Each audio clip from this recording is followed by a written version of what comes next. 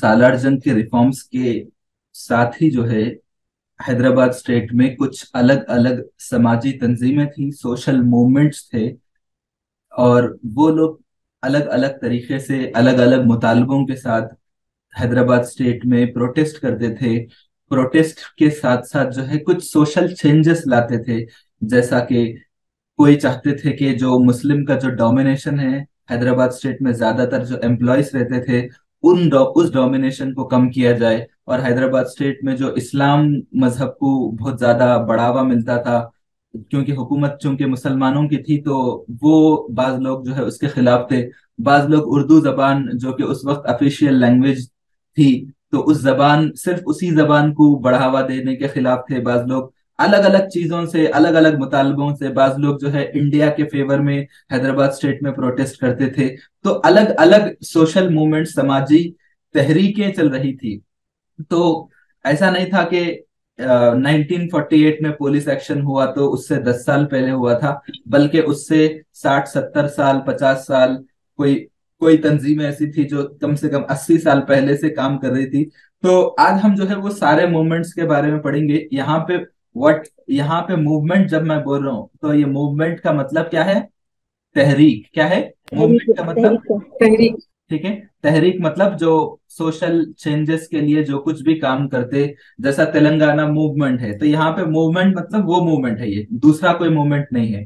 तो अलग अलग मूवमेंट्स के बारे में सवाल आता, कैसा आता हुआ, तो इस मूवमेंट के बानी कौन है? जैसा आर्य समाज है, तो आर्य समाज के बानी कौन है? इसी तरह जो है आंध्रा जन संघम बल के है, उसके बानी कौन है? इसी तरह जो है हैदराबाद स्टेट कांग्रेस बल के है, उसको कौन, उसके फाउंडर कौन थे? इसी तरह लाइब्रेरीज का मूवमेंट चला था, क्योंकि पहले सोशल मीडिया नहीं था, अखबारात भी उतने ज्यादा नहीं थे। तो क्या करते थे कि मतलब लाइब्रेरीज को कायम करके लोगों में एक पब्लिक ओपिनियन क्रिएट करने का एक वो उस दौर का एक तरीका था। तो लाइब्रेरीज को ज्यादा से ज्यादा कायम करके लोगों में एक डेमोक्रेटिक सिस्टम होना चाहिए। ऐसा नहीं कि कोई सुल्तान बन गया, उसका बेटा सुल्तान, तो ये कब तक चलेगा? क्योंकि उस दौर तक जो है दुनियावी, वर्ल्ड हिस्ट्री अगर आप पढ़ेंगे तो दुनिया के कई ममालिक में जो है डेमोक्रेसी, बड़े बड़े ममालिक जो है आजाद हो रहे थे। मतलब आप देखेंगे तो इजिप्ट और अरब में जो है बहुत बड़ा चेंज आ गया था। लोकल अरब अरब अरब लोग बोलते थे कि भाई हम लोगों को जो है ये उस्मानी तुर्क वगैरह नहीं चाहिए, हम लोगों को अपनी हुकूमत चाहिए। तो ऐसा एक डिमांड पूरे दुनिया में, फ्रेंच रेवोल्यूशन आया था, रशियन रेवोल्यूशन आया था, ये सारी चीजें लोग देख देख के बोले कि भाई हम लोग भी डेमोक्रेसी चाह रहे, हमारे पास भी इलेक्शंस होना, ये क्या है, ये कौन सा तरीका है? तो एक पब्लिक ओपिनियन को क्रिएट करने के लिए पहले क्या करते थे, लाइब्रेरीज बनाते थे। तो जो भी निजाम की हुकूमत के खिलाफ थे या निजाम की हुकूमत के अंदर रहते हुए कुछ अपनी तरफ से समाजी तब्दीली लाना चाहते थे, उस दौर में कुछ ना कुछ सिस्टम के हिसाब से या उनके कल्चर के हिसाब से और या उनके लैंग्वेज के हिसाब से, वो बोला जाता सोशल मूवमेंट्स। तो कुछ सोशल मूवमेंट्स है, 7 या 8 है, वो बहुत ज्यादा इंपॉर्टेंट है। तो हम जो है ऑलमोस्ट 3 4 क्लासेस रहेंगे, वो हम लोग पढ़ेंगे, ठीक है? तो जैसा मैं बताया था, कल सालार जंग के रिफॉर्म्स के बाद, तो सालार जंग के रिफॉर्म्स जो है एक तरह से एजुकेशन और रेवेन्यू और हेल्थ, ऐसा अलग अलग मामलों में जो है एक सिस्टम तो बन गया। अब इस सिस्टम के बाद, अब एक कौन सा भी जब सिस्टम आप बनाते, तो आपके पॉलिटिकल सिस्टम में कोई ना कोई ऐसा रहता है जो उसको अपोज करता है या उसको फेवर करता। तो यहाँ पे जो है, अब फेवर करना बोल के तो नहीं है, लेकिन उस सिस्टम में कुछ ना कुछ चेंज के लिए जो काम हुए, वो आज हम लोग यहाँ पे पढ़ेंगे। क्लियर है ये आइडिया? पहले आपको बताइए, ठीक है? तो अब यहाँ पे, अब ये बात को जहन में रखते हुए अब हम आगे बढ़ेंगे। तो फर्स्ट निजाम, तो जो निजामुल मुल्क है, जो फाउंडर ऑफ आसिफ जाही डिनास्टी है, उन्होंने क्या थे, मैं बताया था, मुगलों के साथ वफादारी करते थे और वाइसराय थे हैदराबाद दक्कन में।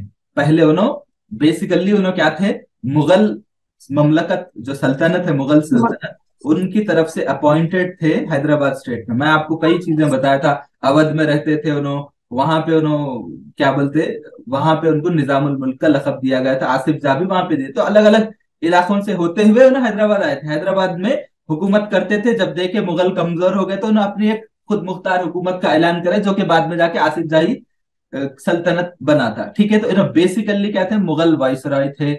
और हैदराबाद क्या हुआ, धीरे धीरे क्या हुआ, प्रिंसली स्टेट बना। और उसके बाद जैसा मैं बताया कि ये लोग ब्रिटिश के साथ रहते थे, उनकी मदद लेते थे और उनको सपोर्ट भी करते थे। ब्रिटिश वाले अफगानिस्तान में जंग के लिए गए तो हाँ, जो निजाम मीर उस्मान अली खान है उन्होंने पैसे वगैरह दिए थे, उनको सपोर्ट करे थे। जब कभी भी ब्रिटिश वाले मुश्किल में थे, हैदराबाद स्टेट जो है उनके साथ अपनी क्या बोलते हैं उसको, दोस्ती का इजहार करा था। मिसाल के तौर पे सबसे बड़ा इजहार क्या है, कल परसों पढ़े थे ना हम लोग, सबसे बड़ा इजहार क्या था, ब्रिटिश वाले हिल गए थे बताया था। 1857 बगावत के टाइम पे जी, 1857 के रिवोल्ट के टाइम पे जो भी करे थे वो जो है उस वक्त जो है, तो यही बात है। तो तो ये ब्रिटिश पैरामाउंटेसी बोलते हैं इसको, तो उनके अंडर रहते हुए तो ये लोग क्या करे, सब्सिडरी अलायंस करे थे, ठीक है। तो सब्सिडरी अलायंस मतलब मैं आपको बताया था फौजी प्रोटेक्शन में ये लोग आए थे। तो बहरहाल मैं अब और डिटेल में नहीं जाना चाहता क्योंकि ऑलरेडी हम लोग वो चीज पढ़ लिए। तो उसके बाद ये लोग ब्रिटिश के अंडर रहते थे, बट ये हुकूमत कैसा करते थे, हैदराबाद है, पूरी हैदराबाद रियासत है, उसमें महाराष्ट्र भी था, कर्नाटक भी था, और कुछ इलाके आंध्रा के और कुछ इलाके जो है हैदराबाद के अपने थे, समझिए। तो क्या होते थे कि मेन जो शहर है वो शहर जो है रहता था, और वहां पे जो है जो भी निजाम थे हुकूमत करते थे।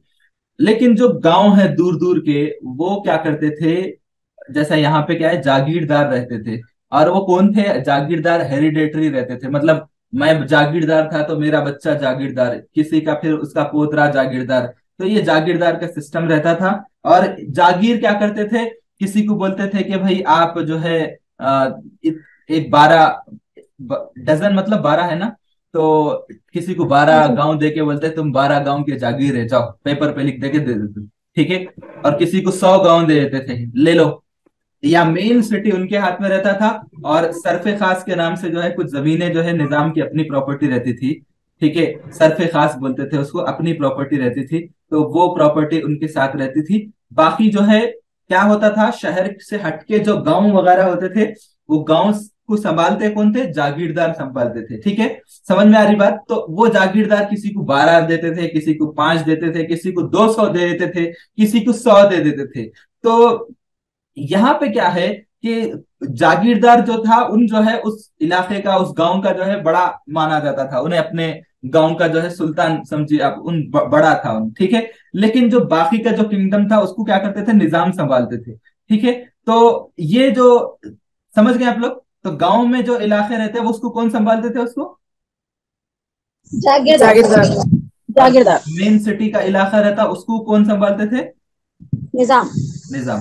तो ये था। अब क्या है, निजाम ऑफ हैदराबाद स्टेट के जो निजाम थे उन्होंने क्या है, मुस्लिम थे, और दक्कन दक्कनी उर्दू बोला करते थे, और ज्यादातर पॉपुलेशन जो था वो जो है हिंदुओं का था, ठीक है। तो ये अलग सिस्टम है कि मतलब आप देखिए कि मेजॉरिटी जो है पब्लिक जो है हिंदू है, लेकिन हुकूमत करने वाला मुसलमान है। तो सेम वैसे ही था ये, कि मेजॉरिटी ऑफ पीपल, इस रियासत के ज्यादातर लोग क्या है, हिंदू थे, जो तेलुगु बोलते थे और क्या बोलते थे, कन्नड़ा बोलते थे और मराठी बोलते थे। लेकिन उर्दू जबान क्या है, ऑफिशियल लैंग्वेज है। और 90% जो स्टाफ रहते थे, सरकारी मुलाजिमीन रहते थे, वो कौन रहते थे, मुस्लिम्स। मुस्लिम रहते थे। बासर लोग थे, अपनी मनमानी करते थे, उनको कोई पूछने वाला नहीं था। और इसके अलावा डेमोक्रेटिक सिस्टम जो बोलते हैं, जहां पे rule by the people for the people, वो जो डेफिनेशन है वो उनको पसंद नहीं था। लोकल बॉडीज पसंद नहीं थे। लोकल बॉडीज मतलब आप मालूम ना,